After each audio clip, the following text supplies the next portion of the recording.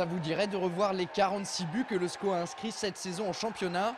Eh bien c'est pas compliqué, on rembobine nos cassettes et on reprend tout depuis le début. Aujourd'hui on revient sur l'ensemble des réalisations angevines de la première à la 10e journée de Ligue 2. Accrochez-vous, on y va. Souvenez-vous, lors de la saison 2007-2008, le SCO avait manqué son début de championnat. L'équipe entraînée par Jean-Louis Garcia en a tiré les enseignements.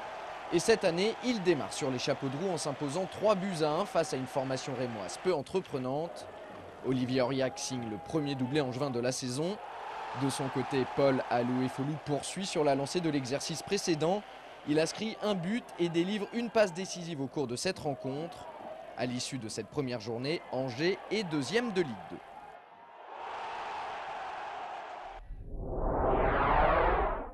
Après son match nul 0-0 à Bastia lors de la deuxième journée, le SCO reçoit Sedan. Malgré le départ de son meilleur joueur, Faïd Ben Kalfala à Caen, la formation angevine donne une leçon de football aux Ardennais. Score final 3-0. Avec 2 victoires et un nul en 3 rencontres, le SCO confirme son bon départ dans ce championnat.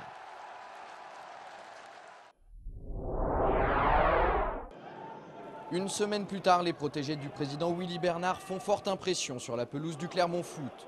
Les Angevins mènent rapidement 2-0 grâce à des buts de Charles Diers et Philippe Brunel.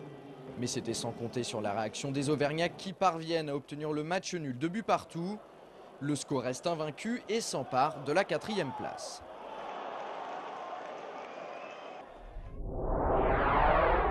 Il fallait bien que ça arrive à un moment ou à un autre. Malgré ce but de Paul Alouefolou, le SCO subit sa première défaite de la saison face à Brest. Score final 2-1 pour les Bretons.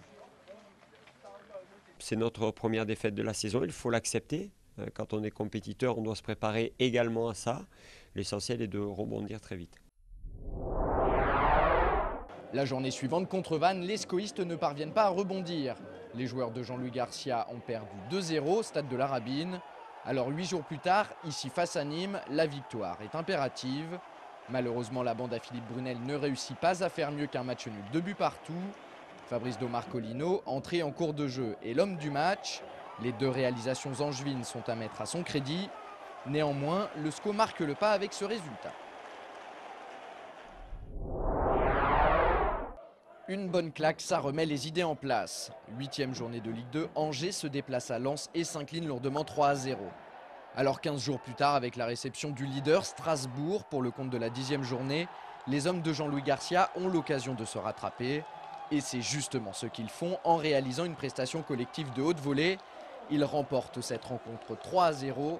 Les buteurs se nomment Philippe Brunel, Charles Diers et Paul Alouefolou. Ce soir-là, le SCO frappe un grand coup et montre qu'il peut venir titiller les grosses écuries de ce championnat. Je crois qu'on peut parler de victoire méritée. Où au-delà de la victoire des 3 points, il y a les 3 buts et une certaine qualité. C'est bien pour tout le monde, c'est bien pour le club, pour les supporters qui ont vu du beau spectacle et pour nous aussi ça donne la confiance. On se retrouve demain pour la suite, au programme plein de nouveaux buts.